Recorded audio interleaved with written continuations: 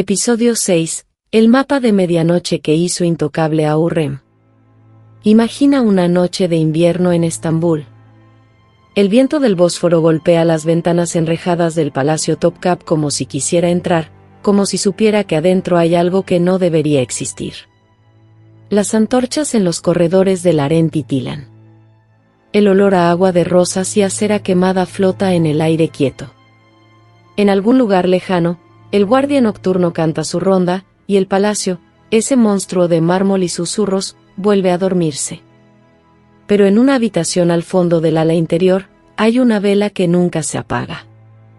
Una joven está inclinada sobre un pergamino. Sus dedos están manchados de tinta negra. Sus ojos no parpadean. No está bordando. No está rezando. No está escribiendo cartas de amor ni copiando versículos sagrados. Está trazando líneas. Líneas que no son rutas comerciales. Líneas que no son fronteras de provincias ni posiciones de ejércitos. Son algo mucho más peligroso que todo eso. Son personas. Esta joven se llama Mirima Sultán. Es la única hija del hombre más poderoso del mundo conocido, Suleimán el Magnífico, sultán del Imperio Otomano. Y lo que dibuja esa noche, en el silencio absoluto de la madrugada, es un mapa que ningún historiador habrá de archivar jamás. Un mapa que no se mide en kilómetros ni en leguas, sino en lealtades, en rencores, en deudas de sangre y en miedos que nadie se atreve a pronunciar en voz alta. La historia recuerda a los sultanes que conquistaron ciudades. Olvidó a la mujer que cartografió a los hombres que podían destruirlas. Para entender por qué existía ese mapa, primero tienes que entender a la mujer que lo necesitaba. Su nombre era Hürrem Sultán. Y si pronuncias ese nombre en la corte otomana del siglo XVI, las reacciones son inmediatas y reveladoras. Algunos bajan la vista. Otros tensan la mandíbula. Algunos sonríen con esa sonrisa fría que los cortesanos perfeccionan durante décadas de práctica. Muy pocos, poquísimos, sonríen de verdad. Porque Hürrem Sultán no era simplemente una mujer poderosa. Era una anomalía viviente. Una ruptura en el tejido mismo de lo que se suponía que debía ser el mundo. Había nacido en algún lugar de la Rutenia eslava, probablemente en lo que hoy conocemos como Ucrania Occidental. Su nombre de origen era Alexandra, o quizás Anastasia, nadie lo sabe con certeza porque a las esclavas no se les toma nota del nombre. Fue capturada siendo joven, vendida en los mercados de esclavos que alimentaban los harenes del imperio, y llevada a Topkapı como una más entre docenas de concubinas destinadas a servir al sultán. Pero algo sucedió que nadie supo prever. Suleimán se enamoró de ella. No como los sultanes amaban a sus concubinas favoritas, con el afecto tibio y temporal del poder. Se enamoró de ella de una manera que asustó a sus propios consejeros. Alrededor del año 1534, hizo algo que no había hecho ningún sultán otomano en generaciones: la desposó legalmente. La convirtió en su esposa. En una institución donde las mujeres eran herramientas políticas, donde las madres de príncipes competían con la frialdad de generales rivales, donde una concubina ascendida era a lo sumo tolerada, nunca respetada. Hürrem se convirtió en la validación jurídica, legal, religiosa de la institución sultanal. Y el palacio nunca se lo perdonó. Los poetas de la corte la llamaban bruja, hechicera. Los cronistas la acusaban de usar magia negra para dominar la mente del sultán. Sus rivales decían que se reía demasiado, que esa risa perpetua que le daba el sobrenombre de Hürrem, la alegre, era en realidad la risa de alguien que sabía demasiado. Los janízaros veteranos, esos soldados de élite que habían servido bajo sultanes anteriores, la miraban con el desprecio silencioso que los hombres de poder reservan para las mujeres que se atreven a ejercerlo. Y luego estaban los otros. Los más peligrosos. El bloque de los seguidores del príncipe Mustafa, el hijo mayor de Suleimán, nacido de Mahidevran, la concubina que Hürrem había desplazado. Mustafa era querido. Era carismático, era inteligente, era lo que un futuro sultán debía ser, y tenía detrás de sí una red de lealtades tan profundas en Anatolia que algunos la comparaban con la del propio sultán. Para sus partidarios, Hürrem no era una esposa amada. Era un obstáculo. Un accidente de la historia que debía ser corregido. ¿Y Hürrem lo sabía? Por supuesto que lo sabía. Cada mañana que amanecía en Topkapı, ella calculaba la sala antes de entrar. Calibraba los silencios. Medía las inclinaciones de cabeza. Notaba quién la miraba un segundo de más, quien desviaba los ojos demasiado rápido, quien sonreía con la boca pero no con los ojos. Vivía dentro de una arquitectura de supervivencia que ella misma había construido ladrillo a ladrillo, año tras año, desde que tenía menos de 20 años. Y ahora tenía una hija. Y eso cambiaba todo. Hay una pregunta que los historiadores rara vez se hacen porque las respuestas no están en los archivos oficiales. ¿Qué le enseñas a una hija cuando el mundo en que vive quiere verte muerta? No le enseñas a bordar con hilos de oro. No le enseñas únicamente a recitar el Corán con voz hermosa o a tocar el laúd con gracia suficiente para ser elogiada en los banquetes. No. Si eres Hürrem Sultán, le enseñas algo completamente diferente. Algo que ningún tutor oficial va a anotar en ningún registro de la educación imperial. Le enseñas a leer personas. Mirima Sultán nació alrededor de 1522. Era la cuarta hija de Suleimán y Hürrem, pero en una cultura donde los hijos varones eran el juego político central, la única hija ocupa un lugar peculiar y paradójicamente poderoso. No es una amenaza directa para nadie. Puede moverse. Puede escuchar. Puede entrar en habitaciones donde a su madre se le cierran las puertas. Era, en todos los sentidos funcionales de la palabra, una puerta trasera al poder. Y Hürrem le entrenó como tal, aunque nunca lo hubiera llamado así en voz alta. Las sesiones, según lo que la historia posterior de Mirima nos permite reconstruir, no tenían el aspecto de estrategia política. Tenían el aspecto de conversaciones. Una madre y su hija, al atardecer, hablando mientras el té se enfriaba. Hürrem preguntaba, ¿qué notaste hoy en el patio de audiencias? ¿A quién buscaba la mirada de Ahmed Bey antes de hablar? La señora Fatma llegó tarde esta mañana, y si fue así, ¿de dónde venía? ¿Quién se sentó junto a quién en la comida de los funcionarios? Preguntas pequeñas. Preguntas que parecen triviales. Hasta que dejan de serlo. Existe una historia, no documentada en crónicas oficiales pero preservada en tradiciones orales del palacio, sobre una dama de compañía del harén que comenzó a difundir un rumor sobre la salud mental de Hürrem. Era un rumor sutil, cuidadosamente construido, del tipo que no puede refutarse directamente sin amplificarlo. Y Mirima, que entonces tendría unos 14 o 15 años, lo rastreó hasta su origen en 3 días. Siguió el rumor hacia atrás como si siguiera un hilo de seda en un tejido complicado.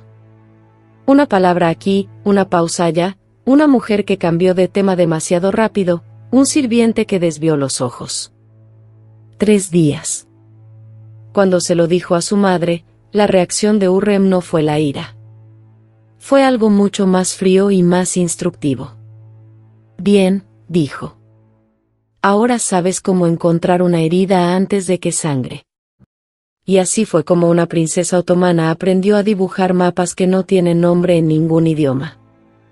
El acceso de Mirima era algo que ninguna otra persona en el harén poseía en la misma combinación. Era la hija del sultán, lo que significaba que podía aparecer en espacios del palacio exterior sin que nadie la cuestionara. Era la hija de Hürrem, lo que significaba que los enemigos de su madre la subestimaban constantemente, porque, ¿qué amenaza puede representar una niña bien vestida que solo trae saludos de su madre? Y era inteligente de una manera que no se anunciaba, que no provocaba, que se escondía detrás de una sonrisa perfectamente calibrada. Era la puerta sin guardia. Era el pasillo que nadie vigilaba. Año tras año, Mirima construyó en su mente, y eventualmente en ese pergamino de medianoche, algo que los servicios de inteligencia modernos llamarían una red de análisis de actores.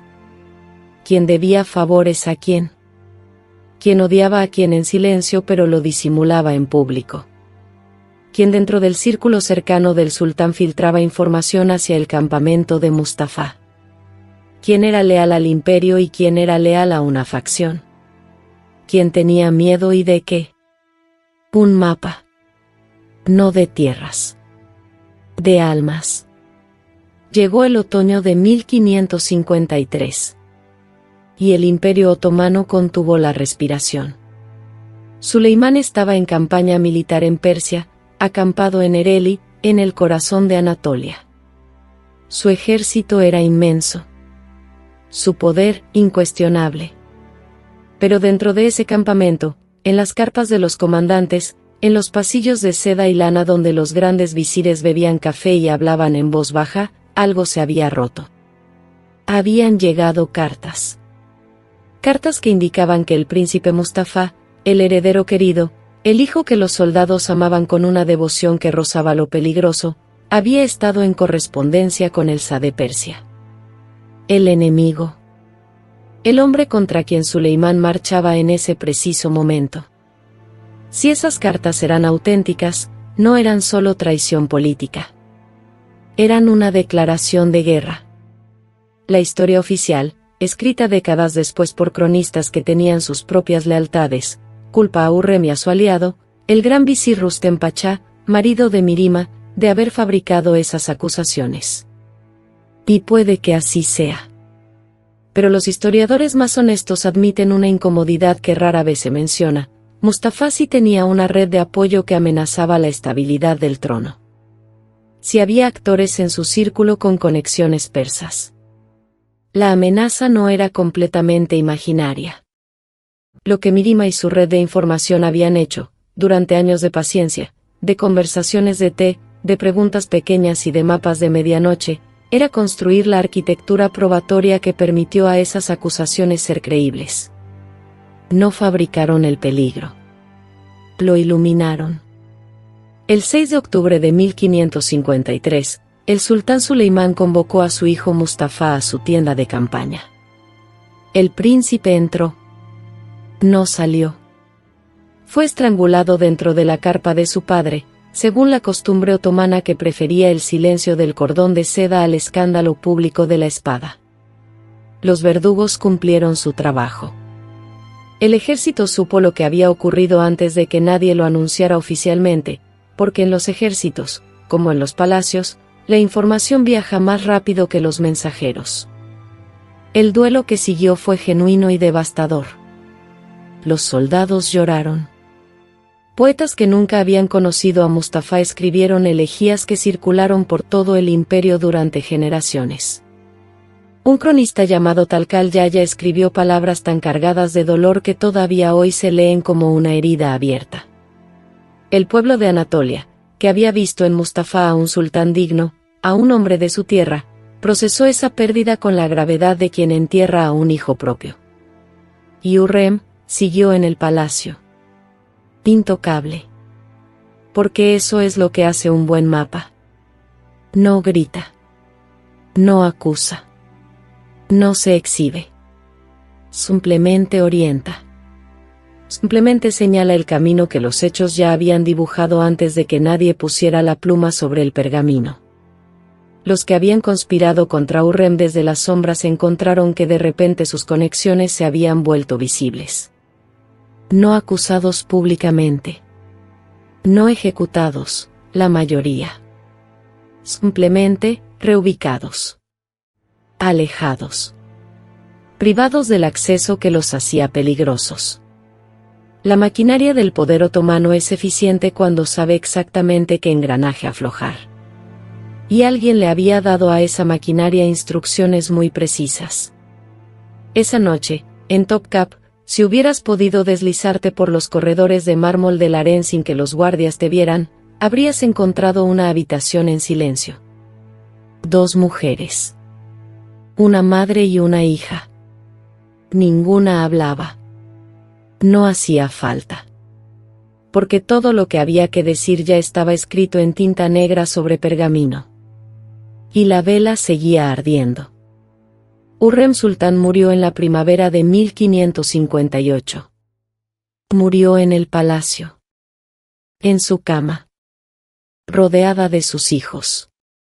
Todavía esposa legal del hombre más poderoso del mundo. Todavía con el título que la había hecho imposible. Todavía ella misma, hasta el último momento. Para una mujer que había comenzado su vida en el Imperio Otomano como esclava sin nombre en un mercado lejano, morir así, en sus propios términos, en su propio espacio, sin haber sido destronada ni asesinada ni exiliada ni silenciada, era una forma de victoria tan improbable que si la leyeras en una novela, te parecería poco creíble. Pero la historia no tiene la obligación de ser creíble. Solo la obligación de ser verdad. Y la verdad es que Hurrem ganó. No porque fuera despiadada, aunque lo fue cuando debía serlo. No porque fuera cruel, aunque sus enemigos habrían usado esa palabra. Ganó porque fue la única persona en ese palacio que entendió, desde el primer día, que en los imperios donde el poder se ejerce en cámaras cerradas y se decide en susurros de madrugada, la información es el único muro que no se derrumba con el tiempo. Y le había enseñado eso a su hija. Mirima Sultán sobrevivió a su madre por más de 30 años. Y en esos 30 años hizo cosas que la historia menciona casi de pasada, con la indiferencia distraída que el registro oficial otomano siempre tuvo hacia las mujeres que no gobernaban con títulos sino con presencia.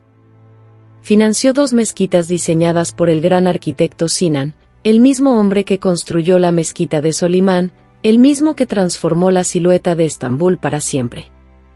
Las mezquitas de Mirima son obras maestras de luz y proporción, y ella las eligió, las comisionó, las pagó de su propia fortuna.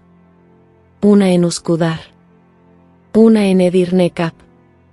Ambas construidas en fechas que, según algunos historiadores, coinciden con el nacimiento y la muerte de Suleimán, como si Mirima hubiera elegido marcar el tiempo con piedra y cúpulas en lugar de con palabras.